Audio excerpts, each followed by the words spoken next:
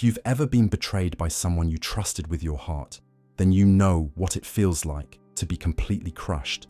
It's like a gut punch that knocks the wind out of you, leaving you questioning everything, your choices, your trust, your understanding of people. And no one prepares you for that moment. I never thought it would happen to me. I thought I had everything under control, that I was the kind of guy who knew who to trust. But it was John, my best friend, and Emily, the woman I loved. They broke me in a way I never imagined. I was a regular guy, not some hero or extraordinary figure, just someone who found comfort in the relationships I had. I had my best friend, John, who was like a brother to me. We'd been through everything together, childhood, high school, and the ups and downs of life. We were inseparable. And Emily? Well, Emily was the one. I don't know how else to describe it. She was everything I thought I wanted, everything I believed I needed. She was my rock, my future. I thought we had it all figured out. We had our lives ahead of us, and I thought it was just a matter of time before things fell into place. But things didn't fall into place. Not the way I thought they would. It all started subtly. At first, I told myself I was just overthinking things. There was no way this was happening. I mean, John and Emily had always been close friends, right? But as time went on, I began to notice things, little things, that didn't sit right with me. It wasn't anything overt, nothing that screamed there's something wrong. But looking back now, I can see all the signs. There was the way John looked at Emily, just a little too long sometimes, and the way he'd laugh a little too easily at her jokes, as if they shared some secret only the two of them understood. It wasn't that I was jealous, it was just different. And then there were the times they'd spend hours together when I wasn't around. I'd get a text from one of them, and it would always be one or the other, never both. I didn't think much of it at first. After all, they were friends. They'd been friends long before I came into the picture. But there was this gnawing feeling in the pit of my stomach. I tried to ignore it. I didn't want to believe it. John, my best friend, would never betray me like that, would he? I trusted him more than anyone else in the world. And Emily, I loved her. I thought she loved me too. But something wasn't right. Something in the air was different, and I couldn't shake it.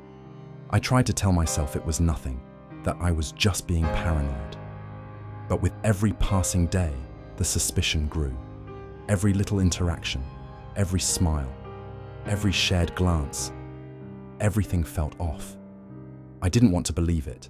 I didn't want to face the truth. But deep down, I knew. Something was happening. Something I wasn't a part of. And that thought hurt more than anything else. And then I found out. I remember it so clearly. It's like it just happened yesterday. I had just gotten off work, exhausted, mentally drained from everything going on in my life. But I had made plans with Emily. We were going to have a quiet evening together, just the two of us.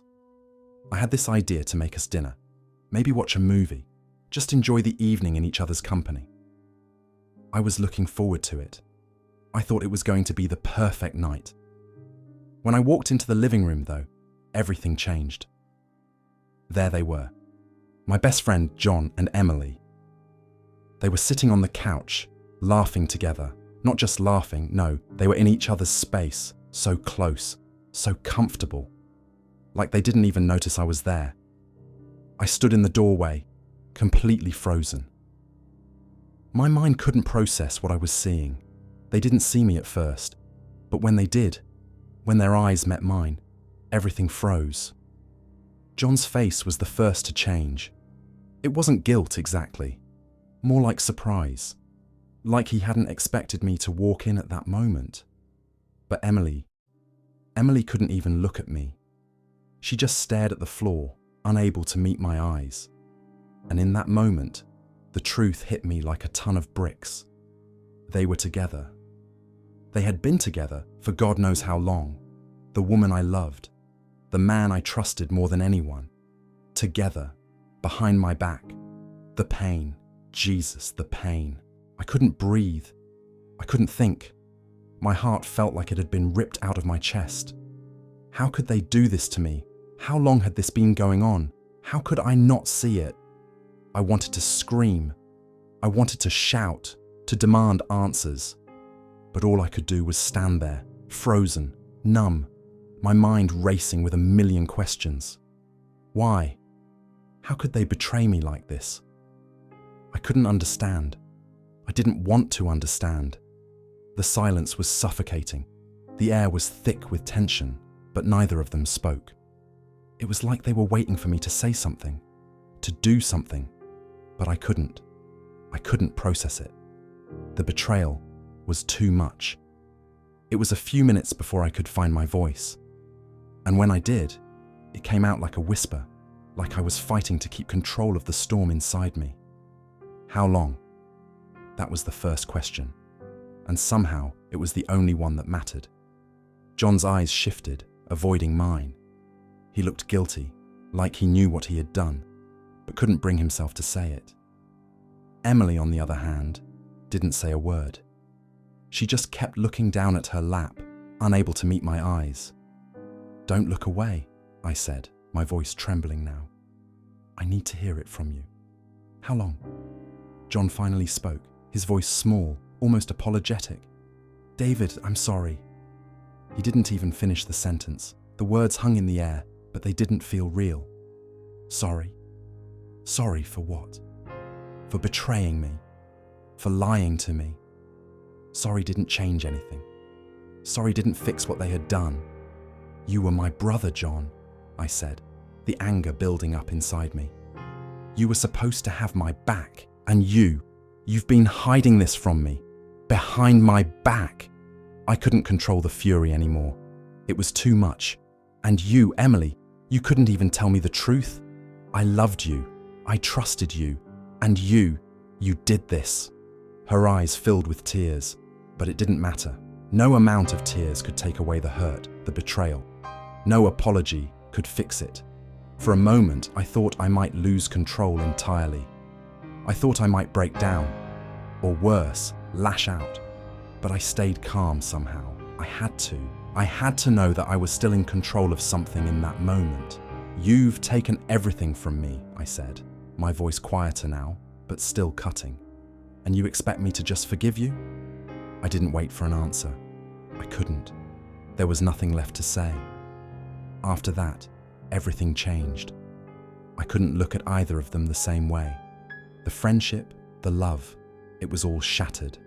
I felt lost, broken, like I was living in a world that didn't make sense anymore. But slowly, I began to rebuild. I started to spend more time with people who really cared about me, people who reminded me of my worth. I reconnected with my family. I picked up hobbies that I had abandoned, things I had loved before everything fell apart. And bit by bit, I started to heal. I learned a lot through that pain.